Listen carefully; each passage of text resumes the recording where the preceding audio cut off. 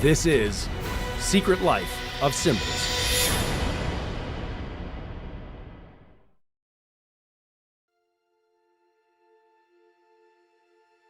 We think that we are getting better each day, and we have come from a more primitive society, but we are getting better every day and becoming more superior in knowledge and technology, when actually, in point of fact, we are digressing. We are moving away from what we were thousands and thousands of years ago. And I am of the opinion that our history has been vastly changed, and so that we don't really know the history of mankind on this earth. We are finding that there are temples on the ocean floor, pyramids, Machu Picchu, Chichen Itza, incredible structures of temples and knowledge which is displayed about the universe, about astrology, and the astronomical truths about the universe. The ancient, truly prehistoric and ancient people, they knew all about it. We are trying to catch up today to what they knew tens of thousands of years ago. We are finding everything that we think we know. It's already been here tens of thousands of years ago. There was a higher life forms on this earth than we are. I have a vision of, from the ancient world, were not what we would refer to as humans. I think that they looked like us maybe, or in some ways like us. They were far superior. The people, whoever they were, that built the Great Pyramid of Egypt, had an extraordinarily brilliant understanding of the earth, of our solar system, of the galaxy we are in, and all of the esoteric and profoundly important knowledge about life and the spirit of man and where we've come from and where we're going. And so it all implies that there was a far higher civilization all around the world. And the best science we have today are admitting that we're just trying to catch up with what the ancient peoples already knew. These ancient, brilliant builders and teachers, they didn't grow into that. They came in fully developed.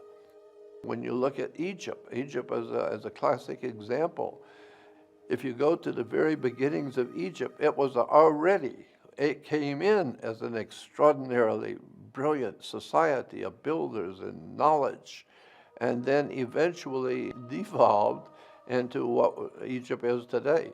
But there was a time when Egypt was in its prime when it was founded. So it didn't kind of work up to, as we say, we're working up to some kind of a wonderful future. But Egypt didn't do that. It came in at its pinnacle. How is that possible? The only way it's possible is because when whoever this was that we call the ancient Egyptians, they were not of this world to start with. They came here knowing all that we still are trying to find out. So it implies that they were not from here. They came in fully understanding the whole universe. And they were able to do things with their temples and with the way that they laid out the pyramids. They knew things we didn't know, and we still don't know. And we're still trying today. In metaphysics and in occultism, religion, we're trying to find the bottom line that the ancient peoples, they already knew. There is obviously a high science behind the life period. And all of the best of the best in our human life, like astrology and alchemy and all of the other, what I call sciences. Others would say, no, they're just belief systems. No, they're sciences, because when you really look into them, you begin to see that they're telling you things that scientists are just now beginning to realize. There's a higher occult or hidden. The word occult simply means hidden. And so there's obviously a higher science or an occult science behind mankind's ability to contemplate the spiritual aspects of life on the earth. Lots of ancient people already knew what we're trying to find out today. We know that the pyramids, say in Mexico and Central and South America, along with the great temples around the world, were solar temples. They were the center for astronomy. And so the ancient peoples were not looking for spiritual answers as such. They were looking at the actual universe and trying to figure out where we are, what we're doing, and what is the universe. And so from that inquiry into the actual setup of the way the universe operates, then from there they began to suspect that there was some kind of an unwritten powerful laws in the universe that guided the sun, the moon, the planets, and the whole of the solar system. They start off scientifically just looking for answers to what we're doing here, what is this? And from there they began to develop religions or philosophies, alchemy, astrology, medicine, and then human interrelationships. And then from there you get into all the other metaphysical pursuits. And that's why today the world is half scientific and yet half spiritual. But the spirituality did not come first. There's the regular interest in how the world works. That's what the ancient peoples built those great observatories for. They just wanted to study the heavens.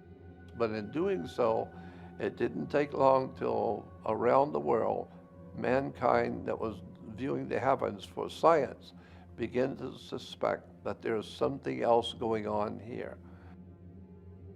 And now comes the world of spirituality. As I said, the word occult simply means hidden. So there are many hidden sciences that the really bright people who are looking into these things know about.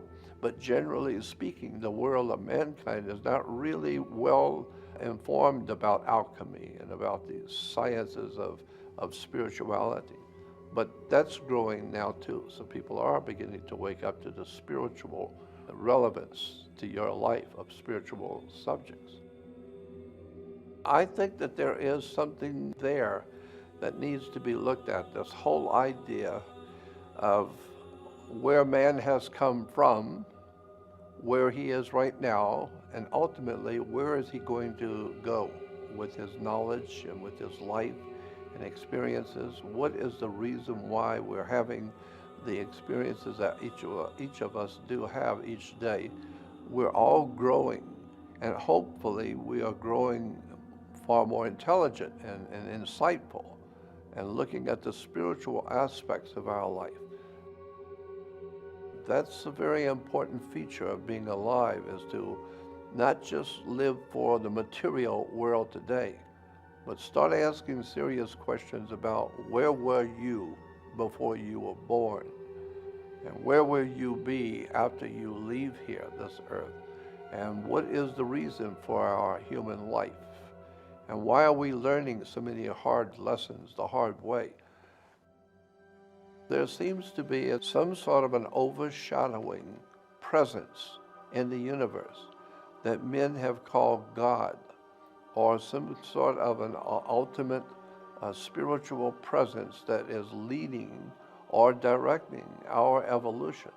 And if that be the case, which it seems to be, then maybe there is some hope yet for the human race. If enough people begin to wake up, spiritually speaking, and begin to look at their lives spiritually, then there might be hope for us yet, because this is why we are in the shape we're in today, because we are living in this me generation.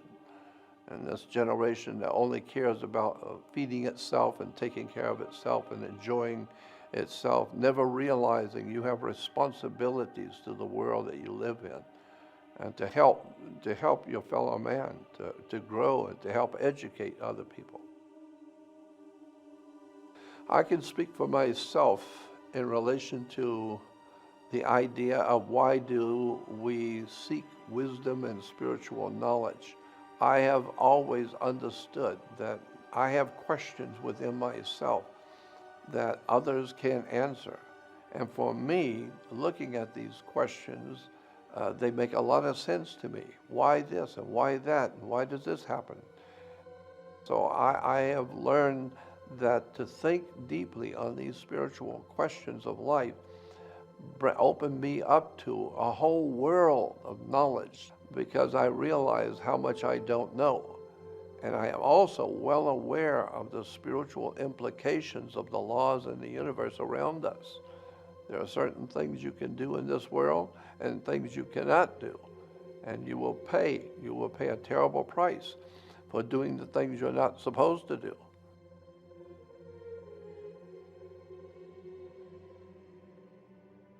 And I am totally convinced that there is some sort of an overshadowing force in the world that wants us to grow. And this concept is even in Christianity, where you hear talk about good angels and bad demons and bad angels, implying that there are good forces, unseen forces out there, and then there are bad. And we know that there is something called good and bad, and there are certain things in all societies which are known to be bad and evil. I tend to think that there is something to this idea of reincarnation. And the reason why is because it is pretty much agreed upon by so many of the ancient religions and philosophers and great teachers of the world. My gut feeling is that we do come into this world with baggage from other lifetimes, and this is why we begin to become who we are because of who we were before. Another part of that story is that before we came and incarnated on this earth, that we chose a particular lifestyle, we're told and given to understand, and that we chose our own parents before we came here. I understand the spirit world enough to know that it's very possible that we were in a spiritual state, and then we incarnated into a physical state. Now, the rest of it is up for speculation. I'm totally convinced that there are very legitimate and real otherworldly, I choose to call it, otherworldly forces, spirit forces, demonic forces. There is no doubt in my mind about, because I've had too many personal experiences that tells me and proves to me that somebody's watching us, somebody's watching the human family. The very history of how America was founded, and the founding fathers, so to speak, what vision they had when they were putting together the idea to found this country. What was their vision? What were they thinking, and what were they actually working toward? And now that gets into the subject of Freemasonry, to the secret sciences like alchemy and political. There's a lot of political stuff in there too. You have to be careful about secret societies, because these different societies become very powerful and very wealthy, but they have an agenda. They have a particular agenda that they're trying to create or to bring into being, and therefore they will build the whole world around you. And you accept when you're a child, a baby, you come into the world and you just accept everything. And if you don't grow up, you just, as a grown person, you just accept whatever there is, because that's the way it is. But that's not the way it is. And you keep in mind that there were secret societies that were involved in founding this country. And who were they? And what were they trying to do?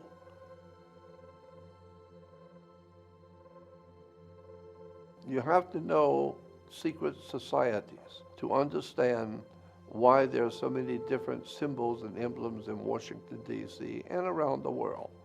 Because there's different groups, societies, that are working towards certain agenda, and they are putting symbols out that represent their agenda. We know that even in gangs, when you drive to neighborhoods like in Los Angeles, and there are scribblings on the walls of gangs, those symbols mean something. And if you're in a gang, you know what those symbols mean. They're telling you something. Whoever is controlling that area, that's their symbols. And that's a whole study that you need to get into, studying the occult symbols of power in this world. They're used as a means to communicate and to influence you, or to connect you with the spiritual world that they represent. So let's start with a religious symbol, and that is an ancient Phoenician god that was very important in the Middle East some 5,000 years ago. That god was called Dagon, D-A-G-O-N. Dagon was a fish god. Interesting how he has evolved into today's world of religion. Dagon is still very much alive with the world today. First of all, everyone knows that Christianity is founded on the worship of Jesus Christ. That is accepted around the world. And most people believe that the Vatican is the center for the worship of Jesus, the God of Christianity. However, millions of people also believe that the Pope of Rome is leading the Christians to worship Jesus throughout the world. But my question is, who is the Pope leading the worship of? The first symbol that I want to talk about is the headdress that the Pope or the Bishop of Rome wears. That headdress is very interesting and has quite a history to it. That Pope's headdress is called a Pope's mitre. The Pope's mitre, we've seen it in many different shapes, but they're always basically the same shape, the Pope's mitre. It's an official headdress worn only by the Pope, or supposedly only by the Pope. But we need to understand that that symbol goes back at least 5,000 years. So what we need to know and what we need to keep in mind is that this strange and interesting headdress of hat that the Pope wears is impacted by a god named Dagon. Dagon was a god of the Philistines, and Dagon comes from the word dag, which means fish. So Dagon was a fish god. And here we have pictures of another fish god named Anis, same god, but was worshipped in different countries under different names. So we have a god who's half fish and half man, or men who wear the garbs of a fish in their religious celebrations. So here in the Jewish Encyclopedia, under the heading of Dagon, you will see a picture of the priest of Dagon, or the god himself, and he's wearing a fish head and the body of a fish down his back. So now we see the Pope's headdress. On the top is the Pope's mitre.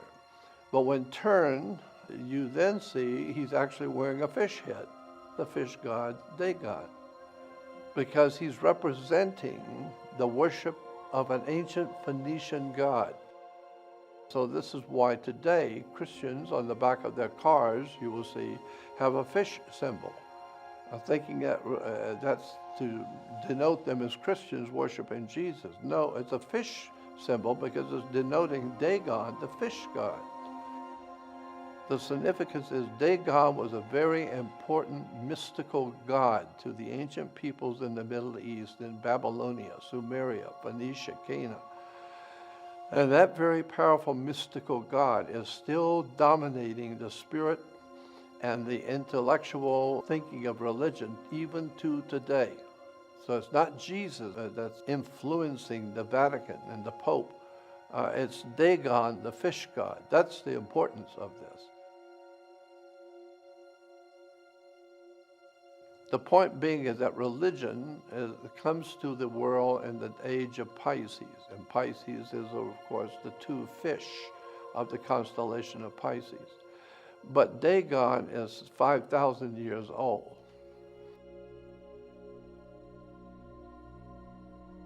Another one of the symbols I find to be very interesting that's used quite often around the world today, but a lot of people don't know how it's connected to the religions of today, and that is a magic wand.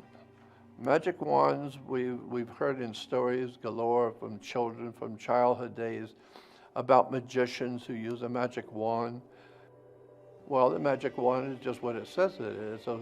It's some sort of a branch of a tree that has been consecrated and made holy by blessings from the priest, and now it has a magical quality that can do things that humans can't do. The Druid priests, they used the wood of a holly tree. They used Hollywood. And that's where we get the term today, Hollywood, and the magic of Hollywood. Today we have Hollywood, we have Mickey Mouse waving a magic wand. On the left side, we also have actual real magic wands as they are made today in Europe. And of course, orchestra leaders and orchestra conductors, they lead the music with a magic wand. A lot of people haven't thought about that, but that's what it is, a magic wand. So here we have a picture of Moses, where he is conjuring up the spirits in the universe with a magic wand. That's very interesting, Moses with a magic wand. In the ancient Roman Empire, the most important god at the height of Rome's power in the world was a god named Mithra. Mithra was a sun god. And according to the Roman explanation of their god, he was not only a sun god, but he did his miracles with a magic wand. Now here we have Jesus raising Lazarus from the tomb. And you will see that Jesus is using a magic wand. How many Christians know that all throughout Europe and around the world, Christian churches have Jesus working his miracles with magic wands? A lot of people don't know that, so we hear all about the magical things that Jesus was able to do, but here in the actual churches, we see that Jesus is doing his miracles with a magic wand. The importance of this is to point out that people do not realize that in Christianity, the understanding in the ancient world and in the medieval world was that these religious figures like Jesus were doing their miracles with magic wands. But it's actually legitimate, de jure, real magical system of controlling people's minds and directing their spirits and their hearts and being able to direct our civilization through magical symbols and magical words. Another symbol that I find to be very interesting is in Star Trek, there was a Mr. Spock. And if you remember, Mr. Spock was always giving a hand sign, and he was said to be a Vulcan. First of all, his hand sign was actually a religious symbol in Judaism, in which it was a blessing to the congregation in Judaism. It's called the Kohen symbol. This symbol is a Jewish blessing symbol.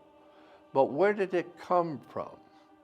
It comes from the split hoof of a goat. It goes back to the split hoof of a goat because we're talking about the age of Aries, the ram, when the Jews were under the age of the ram or the Lamb of God.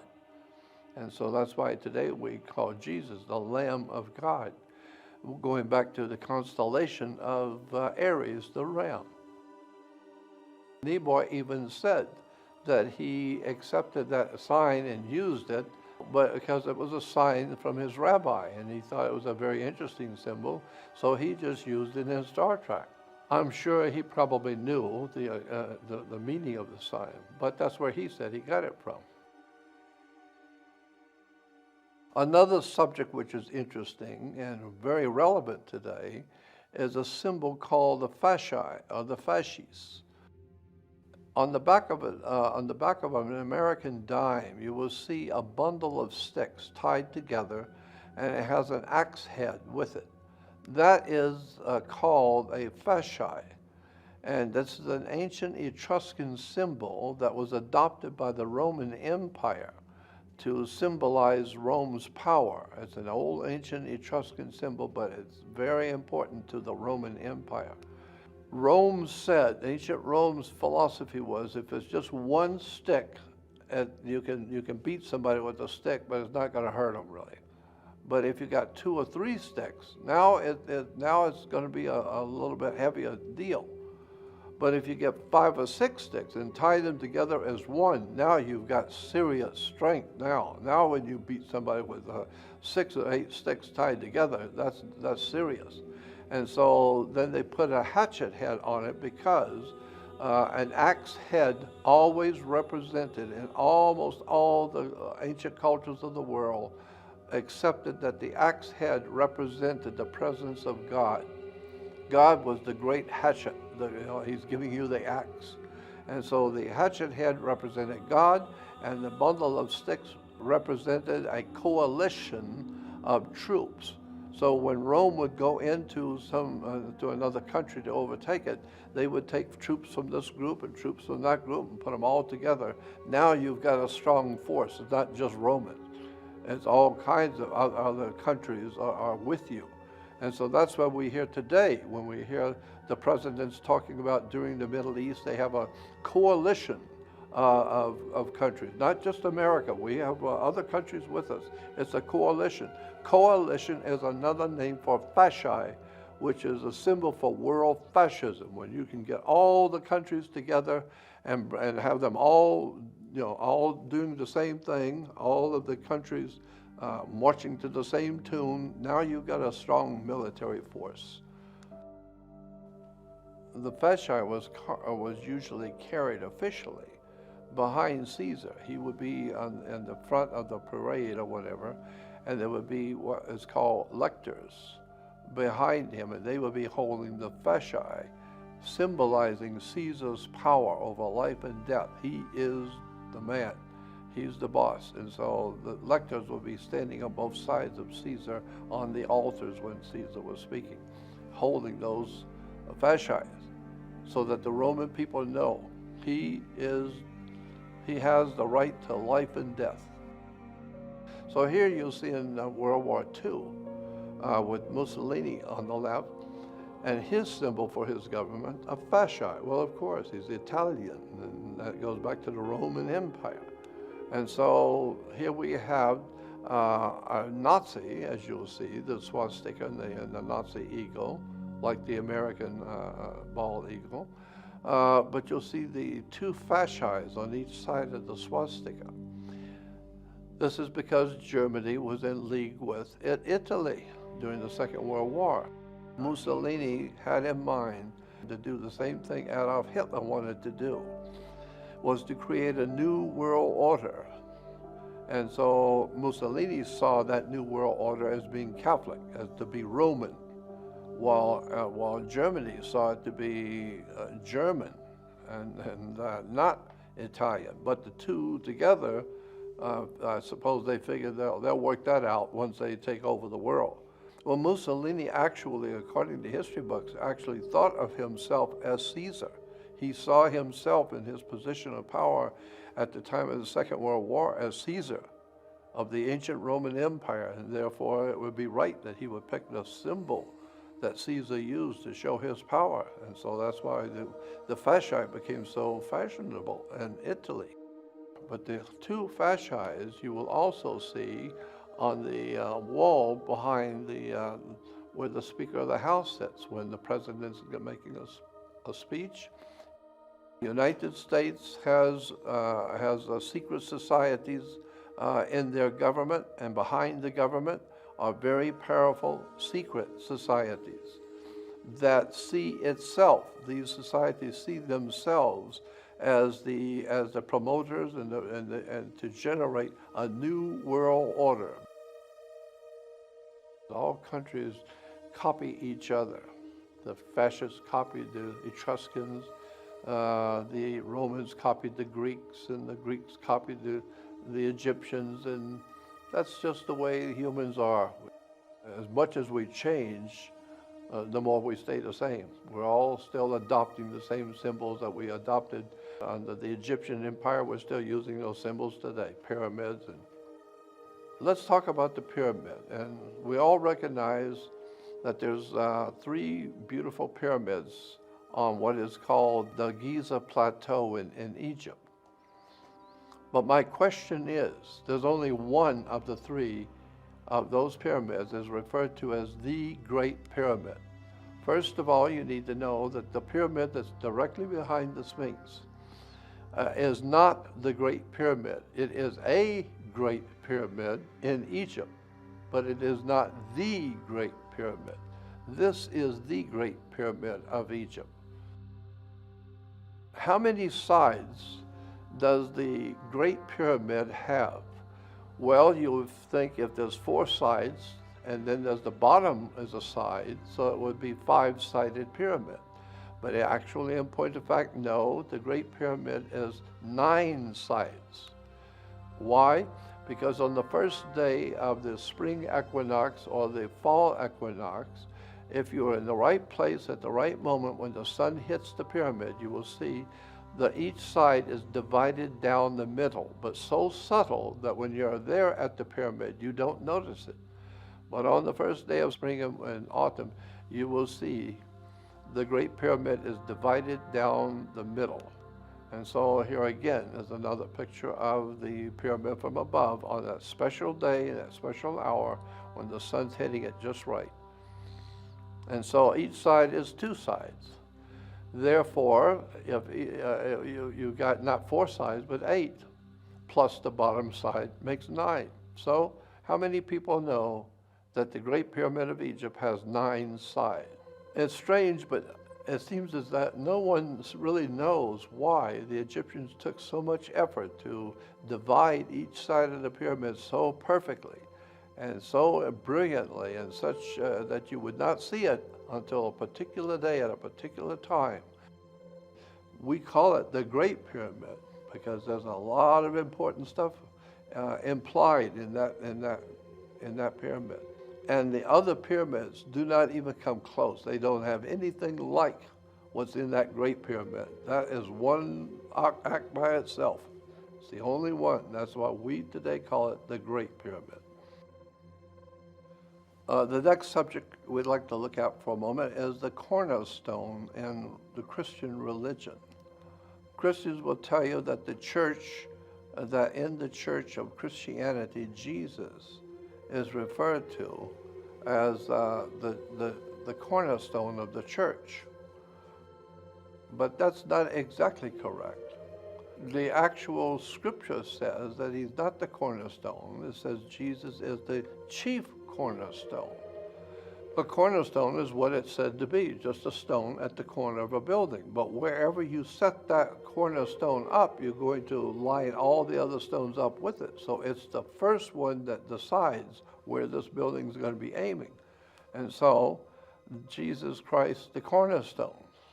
But Jesus is actually referred to as the chief cornerstone. And that's important because a totally different understanding of the word chief cornerstone. Chief cornerstone means a triangle placed on top of a pyramid. If you take a perfect, flawless pyramid, triangle, and you cut off the top, it itself is a pyramid, but it's a tiny one that sits on top of the big one. That tiny little pyramid is called a pyramidion. A pyramidion is a tiny pyramid sitting on top of the big pyramid. That's what the Bible says Jesus is. He is a pyramidion. He's not a cornerstone. He's a chief cornerstone, which is on the top of a pyramid. That was the genius of the ancient Egyptians. And so today, the more we have changed, the more we stay the same. And so we use the same symbols that Caesar used. We use the same symbols that the Babylonians used.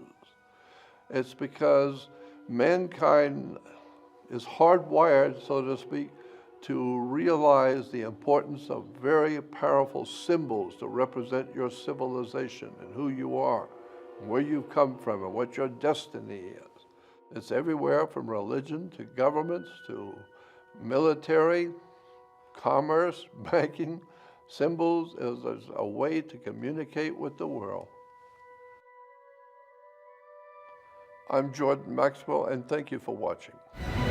This is Secret Life of Symbols.